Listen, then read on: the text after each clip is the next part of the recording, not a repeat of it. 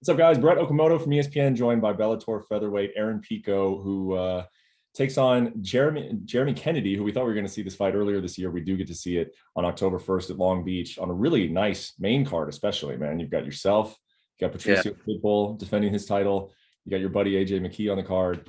Before I get to your fight, I do want to ask you, what do you make at the top of this card? Because I think for some people, it's a little strange to see, Patricio and AJ. It feels like they have unfinished business, but they're at the top of the card in two different weight classes. Like how do you see sort of the scenario playing out at the top of 145 pounds with those two guys and yourself?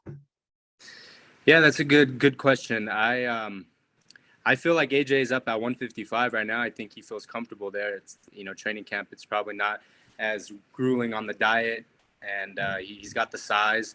But no, it's interesting, and he's going against a tough guy, Spike Carlyle. I think that's how you say his last name. Who's Yeah. who's a wild man that brings the fight. But I think AJ is just too skilled, and he's a world champion, and he knows how to get the job done. And it's going to be a good night for him. And I'm really excited for the main event.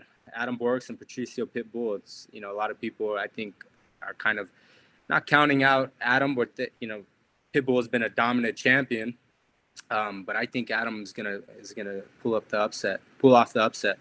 Yeah. I mean, I kind of put you on the spot here a little bit because obviously you don't speak for AJ, but I Yeah. remember you and I talked earlier this year, and you were like, I don't think he's going to be a 45 for much longer. Like I do think he's a bigger guy. Like I know that he wants to go up to 55, and I think he'll stay there once he goes.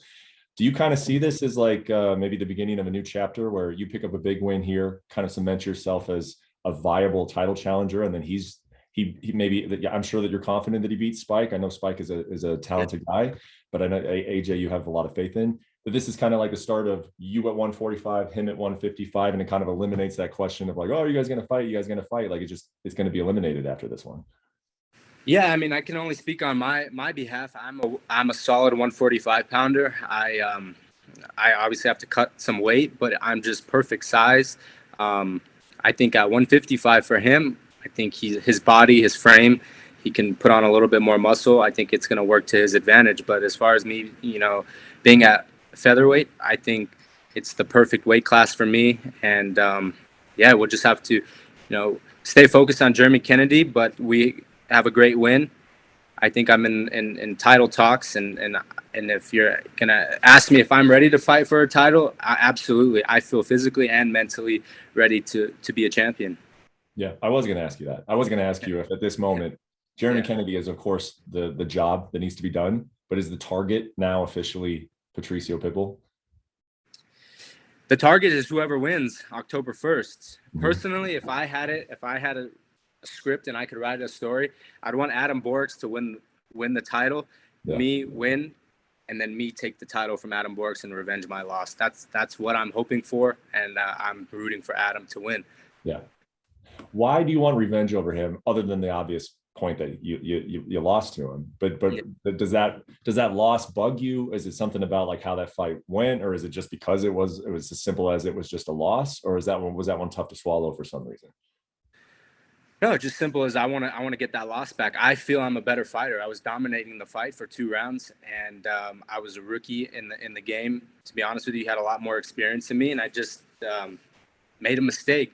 And I've come such a long way since then that I want to prove to the world, like, I'm way better than him, and I feel I am. My team is solid, and I've learned a lot since that last loss. It's been like 2 years, and I think I believe I can get the job done. Yeah. So you say that you're ready to fight for a title. Yeah. You're not a guy who calls for many things, but if you go out and get a knockout win over a tough veteran guy in Kennedy, you going to start asking for stuff? Like, are we going to know that that's what you want? You're going to make that well known? Yeah, absolutely, absolutely. I'm gonna let Scott Coker know that I'm his guy. I am the guy to be a champion at 145. Patricio's been a great champion, and I feel I am next in line. But I can talk about it and talk and say all this stuff, but I got to go out there and prove it.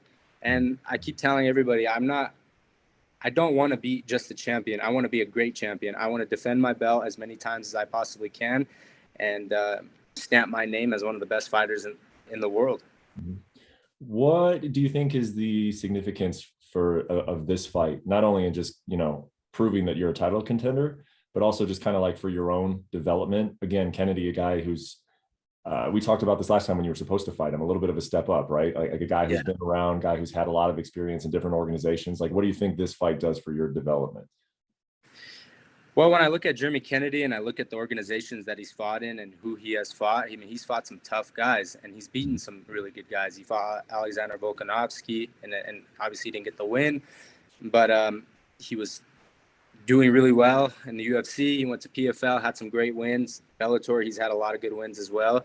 So I think he has a name. He's fought some of the pound for pound best fighters in the world. And I think I haven't seen that competition yet. I've sparred guys at the highest level, but I haven't been on the big stage with the crowd watching, the lights, the pressure. And I think that's what a lot of people want to see. And I think if you're, as an organization, you want to see, can this guy handle the pressure of a name like this with an event, with all these people?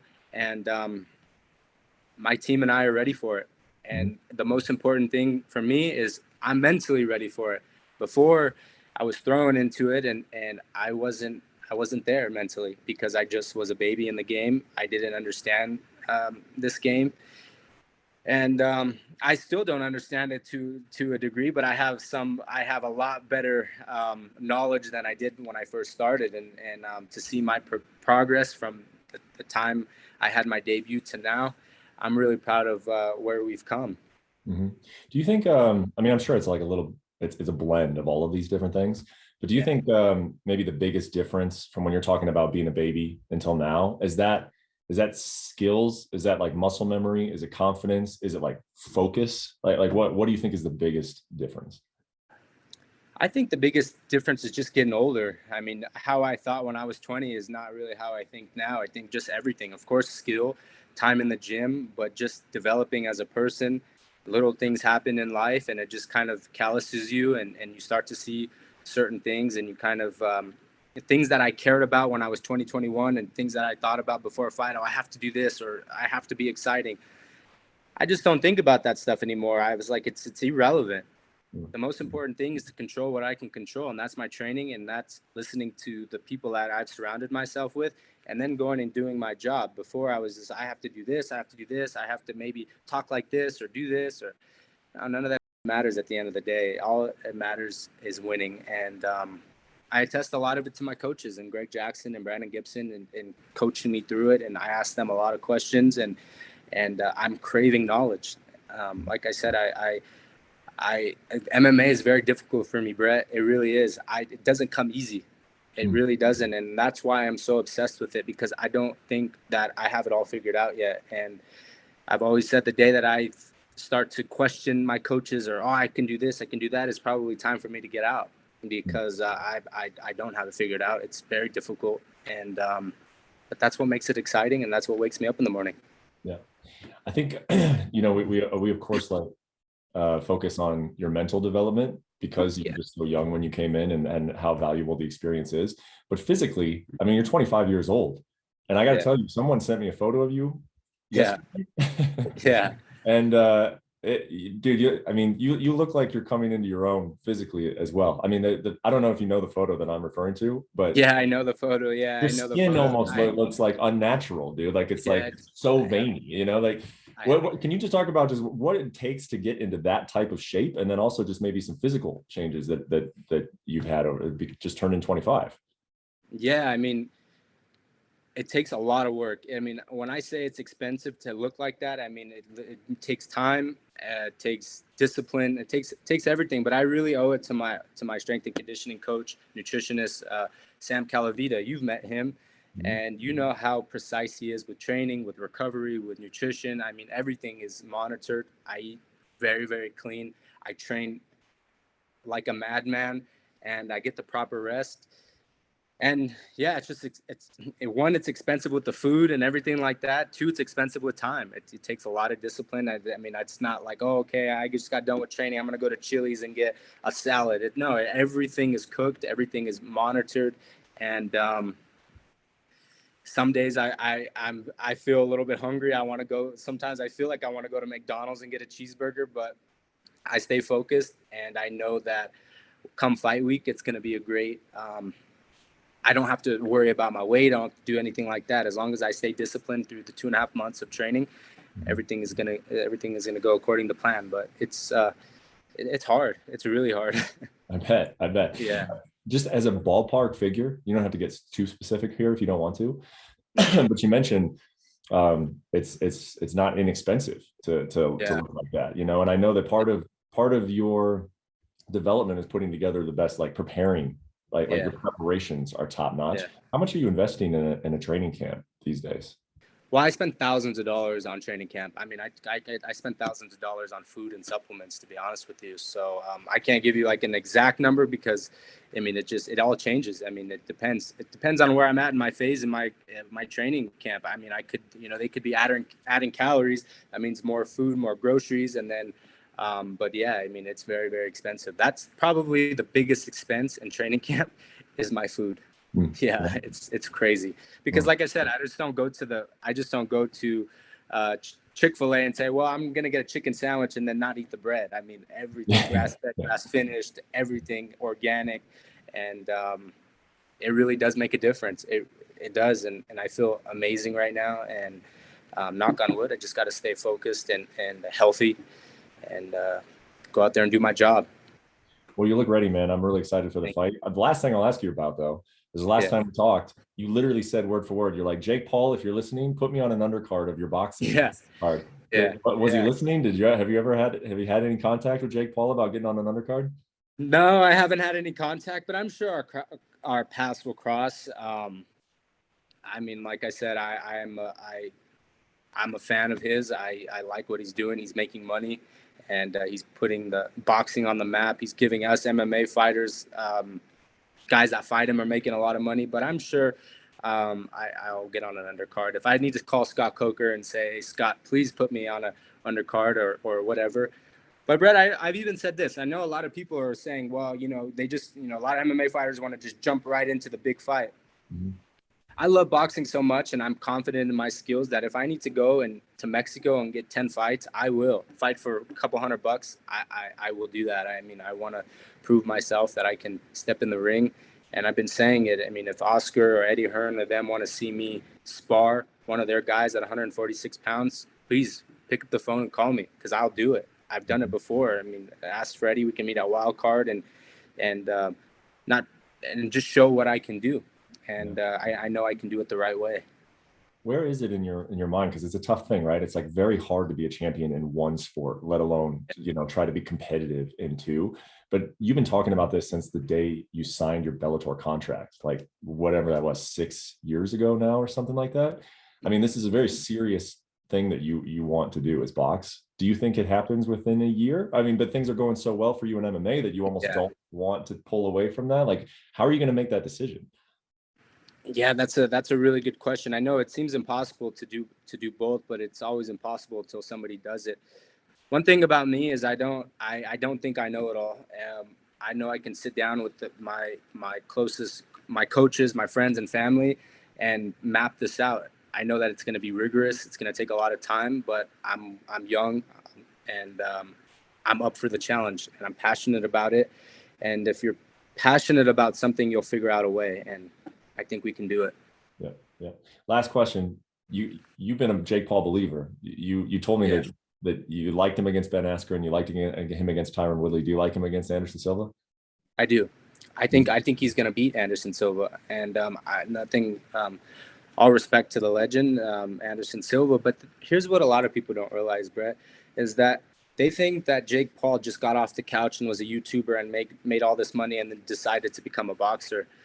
Little do they know that he was a wrestler. I mean, him and his brother were in Ohio wrestling, so he has somewhat of competition. Wrestling, we all know, is a huge foundation in MMA. It's grueling. He's had to cut weight. He's got some athletic ability, and I think the world just sees it as Jake Paul on Instagram and just being flashy and talking about. But I really think he's putting in the work because he wrestled. He knows what it entails, and like I said, he just didn't hop off the couch one day and say, "Oh, I'm going to be a boxer." You can tell by his movements that he's not a slouch. You can look what he did to Tyron Woodley with knockout power like that. I mean, he slept him. I mean, he's got some raw talent and ability. And maybe if he would have even started when he was younger, who knows? He may have been a world champion. And yeah, it's really cool to see. I mean, if he can do it, why can't I do it? You know, and that's motivation. And rather than hate, and because he's making freaking a lot of money, he's making a lot of headlines, and I know people here in town are excited when he fights, so it's all good. I'm a fan. At the end of the day, I'm a fan of combat sports, boxing. I have the people who I follow. I have my barbecues and talk at my house, and people I do and I don't like, but it's all fun. I do this for a living, but I also am a fan, and I'll be a fan for life. For sure, yeah. And boxing is really is one of those activities where it's very easy to look silly in it, and you can tell that he's skilled. You can tell that he's trained. You can tell that he's got talent. So I agree with you. Yeah. So you're picking him to beat Anderson. Do you think we witness Jake Paul knock Anderson, the great Anderson Silva, out unconscious? Do you think he wins by knockout? I don't. My gut tells me that he won't knock him out, but I think he'll win a unanimous decision. I think he's younger. I'm sure he's going to put a lot of emphasis into cardio, and I think he gets the job done. Unanimous decision. All right. Well, I'll ask you eventually if you think he beats Nate Diaz, but we'll see if that fight comes together. Yeah, there's some speculation. Yeah, if he fights Nate Diaz, I would like to be on that undercard. Yeah, I would. Guys, put me on that undercard, please. For sure. Be in the building, compete, and then watch that one ringside. That sounds like a fun. Exactly. No, for sure. All right, man. Well, thank you so much for the time. Always a pleasure chatting with you, dude. And good luck in Long Beach. Well, looking forward to it.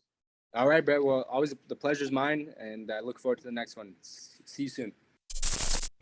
Thank you for watching ESPN on YouTube. For live streaming sports and premium content, subscribe to ESPN+.